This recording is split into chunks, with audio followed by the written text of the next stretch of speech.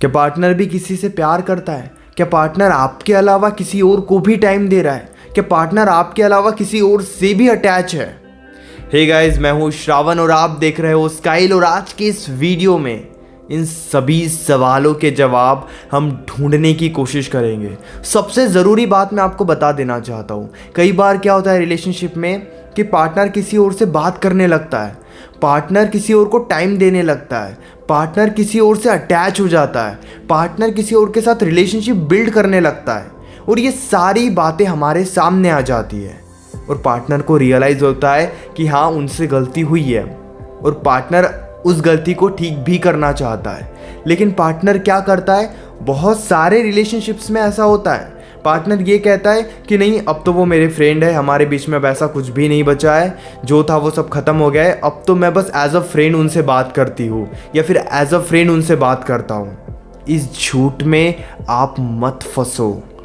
अगर आपको ये पता चल गया है कि पार्टनर किसी और से भी बात कर रहा है, रिलेशनशिप में होने के बावजूद वो कहीं और रिलेशनशिप बिल्ड कर रहे हैं और वो आपसे ये कह रहे हैं कि नहीं, वो तो उनके फ्रेंड है, एज अ फ्रेंड वो जो भी था सब पहले था, अब ऐसा कुछ नहीं है। अगर वो भी ये कहते कि रिलेशनशिप तो पहले था, पहले मैं उनसे अटैच हो गई थी, पहले मैं उनसे अटैच हो गया था, लेकिन अभी हमने सब ख़त्म कर दिया है, अब तो केवल हम एज अ फ्रेंड बनकर बात करते हैं, इस झूठ में गलती से भी कभी भी मत फंसना, क्योंकि मोस्ट ऑफ द रिलेशनशिप्स में, मोस्ट ऑफ द केसेस में ऐसा होता ही होता है। पार्टनर डबल डेट करता है और काफ़ी सही तरीके से पार्टनर आपको भी कन्विंस कर लेता है।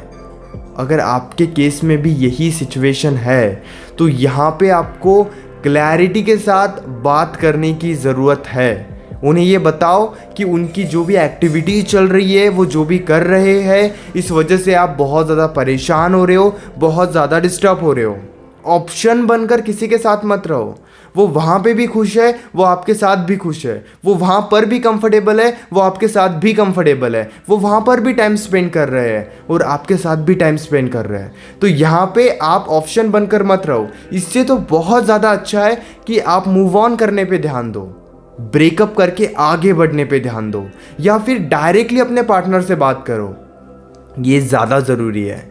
इस चक्कर में तो कभी भी फंसने की एडवाइस मैं नहीं दूंगा कि पार्टनर उनसे भी बात कर रहा है और आपसे भी बात कर रहा है और आप परेशान हो कि वो उनसे क्यों बात कर रहे हैं। आपको डायरेक्टली पार्टनर से बात करने की ज़रूरत है। इस सिचुएशन में खुद को बेवकूफ़ बना के मत रखिए, क्योंकि यहाँ पे आप रिलेशनशिप को स्ट्रॉन्ग कर ही नहीं सकते, क्योंकि पार्टनर प्यार आपके साथ साथ किसी और को भी कर रहा है। अगर पार्टनर वहाँ पे अटैच नहीं है, पार्टनर वहाँ पे इमोशनली अटैच नहीं है, तो सीधी सी बात है कि पार्टनर डायरेक्टली आपसे बात करे, उनसे पार्टनर कांटेक्ट रखे ही ना। ये ज़्यादा ज़रूरी है अगर आप एक रिलेशनशिप को स्टेबल करना चाहते हो तो। अगर वो वहाँ पे बात कर रहे हो और आप चाहे कितनी भी एफर्ट्स डालो, कितने भी कोशिश कर लो, कभी भी आपको एक स्ट्रॉन्ग होता हुआ नज़र नहीं आएगा आपका रिलेशनशिप। इसीलिए ये बहुत ही ज़्यादा ज़रूरी है। दूसरी सिचुएशन ये होती है कि हम कंफ्यूज होते हैं, हम अंदर से परेशान होते हैं कि पार्टनर का फ़ोन बिजी आ रहा है, क्या पार्टनर किसी और से भी बात कर रहा है। तो अगर आपके मन में बहुत ज़्यादा डाउट्स आ रहे हैं तो आप एक बार डाउट्स क्लियर कर सकते हो कि वो किससे बात कर रहे थे। आप उनसे डायरेक्टली मत पूछिए, अगर डायरेक्टली पूछोगे तो वो डायरेक्टली तो आपको नहीं बताएंगे कि वो किससे बात कर रहे थे। कहीं ना कहीं वहाँ पे आप थोड़ा खुद को इन्वॉल्व कीजिए और थोड़ी क्लैरिटी देखने की कोशिश कीजिए, ये ज़्यादा ज़रूरी है। जैसे उनका फ़ोन बिजी आ रहा था तो आप डायरेक्टली उनसे पूछ सकते हो कि किससे वो बात कर रहे थे। हर बार पूछना ज़रूरी नहीं है, लेकिन कभी कभी अगर आपको ऐसा लग रहा है कि ज़्यादा ही उनके कॉल्स बिजी आ रहे हैं, ज़्यादा ही वो किसी और को टाइम दे रहे हैं, एज अ फ्रेंड वो ज़्यादा ही किसी के साथ क्लोज हो रहे हैं, तो वहाँ पे आप डायरेक्टली उनसे पूछ सकते हो कि वो कौन है। ये मत पूछिए कि क्या चल रहा है, कहीं ना कहीं जो आपको दिख रहा है उसी बारे में डायरेक्ट डिस्कस कीजिए, क्योंकि अगर वो गलत कर रहे हैं तो आपको डायरेक्टली बताएंगे तो नहीं, लेकिन अगर आप उनकी एक्टिविटीज़ को नोटिस करोगे, मैं ये नहीं कह रहा हूँ कि इतना नोटिस करो कि खुद को परेशान कर लो, लेकिन कभी कभी अगर आपको ऐसा लगता है तो फिर आप अपने साइड से उनसे डायरेक्टली इस बारे में पूछ सकते हो कि वो कर क्या रहे हैं।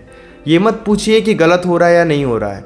जहाँ पे डाउट आ रहा है, जहाँ पे लग रहा है कि वो किसी और से भी मिल रहे हैं, किसी और को भी टाइम दे रहे हैं, किसी और से भी बात कर रहे हैं, तो डायरेक्टली उस पर्सन के बारे में पूछिए। पहले खुद जानने की कोशिश कीजिए कि वो लड़का कौन है या फिर वो लड़की कौन है जिससे वो आपका पार्टनर बात करते हैं। ये ज़्यादा ज़रूरी है। जितना क्लियर पहले आप खुद के साइड से हो जाओगे और फिर जितनी क्लैरिटी के साथ आप उनसे पूछोगे उतना ही वो भी क्लियर करेंगे। लेकिन अगर आप छोटी छोटी बात पूछना स्टार्ट कर दोगे कि ये लड़का कौन है, ये कौन है, वो कौन है, तो कहीं ना कहीं वो आपकी बातों को भी इग्नोर करेंगे और वो आपके साथ गलत करेंगे और आपको पता भी नहीं चलेगा। इसीलिए बार बार मत पूछिए, जितना पहले खुद क्लियर कर सकते हो उतना क्लियर कर लीजिए, फिर डायरेक्टली उस पर्सन के बारे में आपको पूछना चाहिए। लेकिन कहीं ना कहीं जितनी क्लैरिटी आपको पहले खुद से मिल जाए उतना अच्छा रहेगा, ताकि वो आपकी बातों को इग्नोर ना करे। Hope guys you understand what I want to say. अगर आप अपनी प्रॉब्लम डायरेक्टली कॉल पर मुझसे डिस्कस करना चाहते हो तो पेड कंसल्टेशन के लिए आप मुझे इंस्टाग्राम पर या फिर व्हाट्सएप पर मैसेज कर सकते हो। हमारे बीच में जो भी बातें होगी वो हम दोनों के बीच में कंप्लीटली सेफ, कंप्लीटली प्राइवेट रहेगी। इसीलिए प्राइवेसी की टेंशन मत लीजिए। अगर आप इंस्टाग्राम यूज़ करते हो तो इंस्टाग्राम पर मुझे फॉलो कर लीजिए।